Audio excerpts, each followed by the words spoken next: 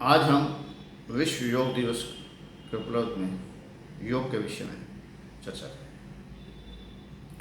हमारी भारतीय संस्कृति के अंदर योग का अर्थ है जमा, अर्थात जो भी कार्य करें उसमें दो का मिलन होकर वो चीज़ बढ़ोतरी की ओर जाए, अधिक हो जाए। तो जिसको हम योग कहते हैं वो हमारा शारीरिक व्यायाम है।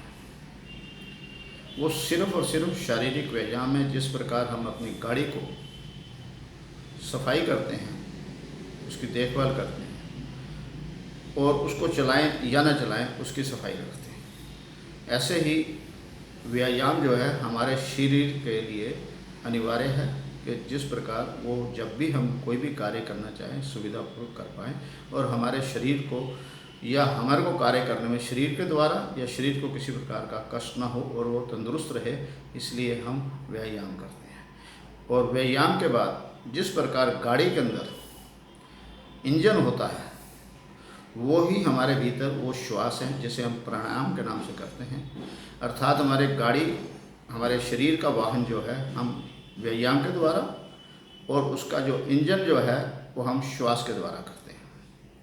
और जब गाड़ी के अंदर हम बैठ के स्टार्ट करके चलाते हैं तो हमें किस मंजिल पर जाना है, किस गंतव्य पहुंचना है, वो हमारी ध्यान विधि होती है।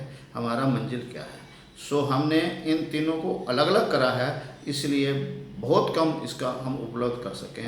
अर्थात व्यायाम, प्राणायाम और ध्यान का जब तक योग नहीं होगा ये योग दिवस पूर्ण रूप से योग दिवस नहीं हो पाएगा। सो प्राकृतिक नियम के अनुसार जैसे ही मेरा शरीर के संग इस जगत में आगमन होता है तो मेरा प्रथम श्वास आरंभ हो जाता है, अर्थात मेरे भीतर का इंजन स्टार्ट हो जाता है। और जैसे जैसे मैं श्वास लेता हूँ मेरे शरीर के अंदर बदलाव स्वाभाविक रूप से होते रहते हैं। और उसी दौरान मेरे आसपास के वातावरण से मेरे भीतर विचार बनते हैं, अर्थात मेरा किस विचार पर ध्यान अग्रसर हो गया है या किस विचार ने मेरा ध्यान पकड़ लिया है। सो मेरे जीवन की दिशा निर्देश या मेरे जीवन का जो गंतव्य है वो हम उसी समय से निर्धारित करना आरंभ कर देते हैं। सो दीदेवार यहाँ पर कुछ विधि के द्वारा तीनों के समन्वय से व्यायाम अर्थात शरीर वाहन, श्वास अर्थात इंजन और ध्यान अर्थात गंतव्य दिशा और जीवन का जो भी हम टारगेट बनाएं या जो भी हम गंतव्य निर्धारित करें, ये तीनों के समन्वय से होता है।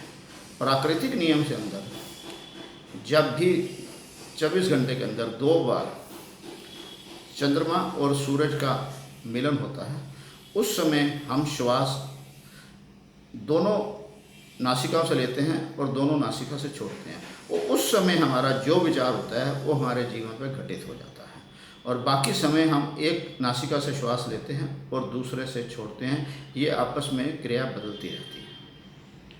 और इसीलिए हमारे पुरातन समय में धार्मिक स्थानों ने उस सुबह ब्रह्म मुहूर्त बोला और शाम को सांध्य काल बोला कि आप किसी भी एक विशेष आसन जो आपको आसानी दे सके उसमें बैठकर ध्यान अर्थात अपने विचार को, अपने दिशा निर्देश को जीवन के अंदर करेंगे तो उस समय प्रकृति आपके जीवन में वो उस कार्य को संपूर्ण करने में सहयोग देगी। सो ये विधि दीदेवार के यहाँ से किसी समय भी हम कर सकते हैं। अगर हमने गाड़ी चलाना सीख लिया है तो क्या हम सिर्फ सुबह खाली जगह पे गाड़ी चलाएंगे या जब हमें ज़रूरत है ट्रैफिक के अंदर चलाएंगे, वो विधि क्या है वो हम विधि यहाँ पर सिखाते हैं। और जो जो शरीर के साथ जहाँ पर हमारा शरीर है वहाँ हमारे श्वास होने निश्चित हैं। और अगर हमारा ध्यान रूपी विचार भी वहाँ हो जाए तो हमारे जीवन के अंदर सही माने में योग होगा। अर्थात हम अपने जीवन में तीनों के समन्वय से जो रिजल्ट आएगा, 3 आयाम हैं ये। चौथा आयाम जो है कि हमारा गंतव्य हम अपनी चाहत को पूरा कर सकें, अपने गंतव्य को पूरा कर सकें। और मानव जगत ने जो भी आज तक उन्नति या उपलब्धि करी है उन्हीं व्यक्ति विशेषों ने के द्वारा करी है कि जिन्होंने अपने शरीर व्यायाम, प्राणायाम, श्वास और ध्यान विचार को एक साथ समन्वय करके करा है। तो अपने उद्देश्य की पूर्ति करी है।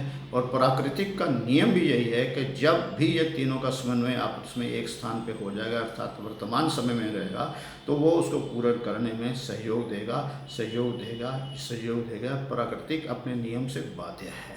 और हम अपने जीवन के अंदर सही मायने में योग करें तो व्यायाम शरीर का, श्वास प्राणायाम और ध्यान विचार का पूरी तरह से जब हम समन्वय करेंगे, अलग अलग करके सीख सकते हैं, पर घर में बैठकर हम तीनों का समन्वय करेंगे, अर्थात सही योग करेंगे।